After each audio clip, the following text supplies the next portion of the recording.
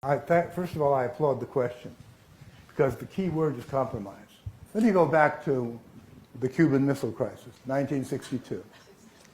Two totally independent leaders, Nikita Khrushchev and Fidel Castro, decide that it would be a good idea for Russia to deploy missiles on Cuban soil. Did they have the right to make that decision? Absolutely. Two independent countries. So they make that agreement. And the Soviets begin bringing in the missiles, well, the parts to assemble them. And the United States discovers this. Kennedy says to the Russians, turn your ships around or we will sink them. And if that leads to World War III, so be it. And the Russians turned their ships around. But there was a compromise. Not made public in this country at that time. Kennedy agreed to pull out American missiles that were deployed in Turkey in exchange. Because the Russians said, look, you have missiles in Turkey right on our border almost. You say our missiles are an existential threat, well, so are yours. Take them out and we will not deploy ours. That was a compromise.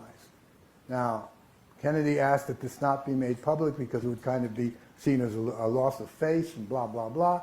And it wasn't made public, and then it was later on. So that was a compromise. And it helped avoid World War III. The Russian leadership sees NATO as an existential threat.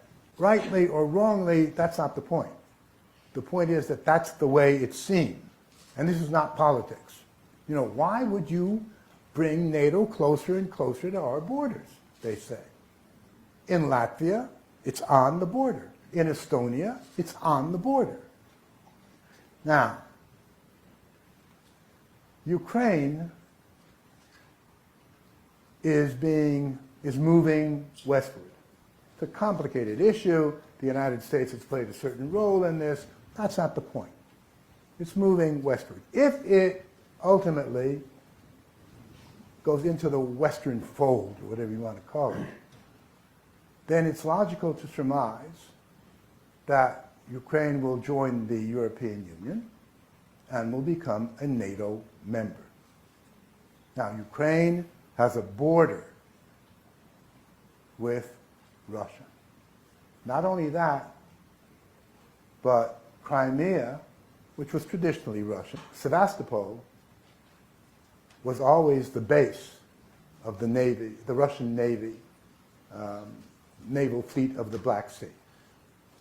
So if Crimea remains Ukrainian, and if Ukraine becomes part of NATO, the Russian fleet won't be in Sevastopol, but the American Sixth Fleet might very well be there. And NATO will be on Russia's southwest borders. And the Russians see this as an existential danger. And they say, we will not permit it. Now, does that correspond to international law? No, it doesn't.